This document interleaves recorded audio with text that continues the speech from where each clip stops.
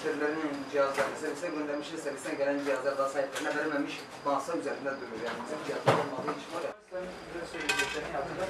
Sınır sıkıştırıcı olmadan gittiler, komşuna aramış.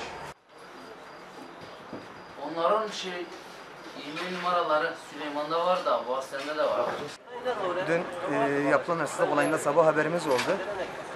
Yapılan hırsızlık neticesinde 25-30 bin liralık maddi bir kaybımız var.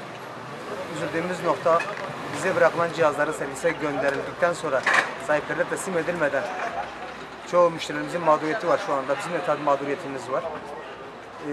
İşin ilginç boyutu karakola 20 metre uzaklıkta olan bir yerde bu 5-6 defadır bizim buradaki esnaf arkadaşlarımızın dükkanları hırsızlık vakası yaşıyor.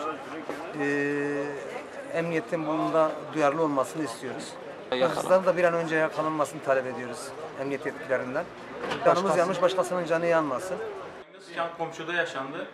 Daha önce bizde de hırsızlık olay yaşandı. Hatta duvarı falan delip içeri girdiler. Daha önce de mağazalarımızda çeşitli hırsızlık olayı oluyordu, standtan çalmalar falan. Bu sefer işte duvarı falan delmişler. Birkaç ay önce duvarı delip içeri girmişler.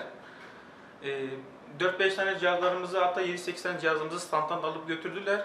Adamların parmak izleri, yüzleri falan olmasına rağmen hiçbir şekilde konumlarını dahi bildirmemize rağmen hiçbir şekilde işlem yapılmadı. Yani işlem yapılmadı dediğim hani bulunamadı.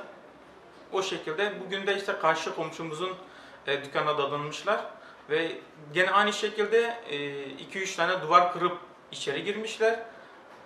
Yani o şekilde emniyet de burada olmasına rağmen adamlar bu cesareti gösterip bu tür faaliyetleri yapabiliyorlar. Emniyet yaklaşık bir yani 30-40 metre buradan uzaklıkta, yani hemen hemen yapışımızda komşumuz hatta. Herhangi bir işlem, hani elle tutulu bir işlem yapılamıyor. Hani bu ne zaman kadar sürecek bu işlemler?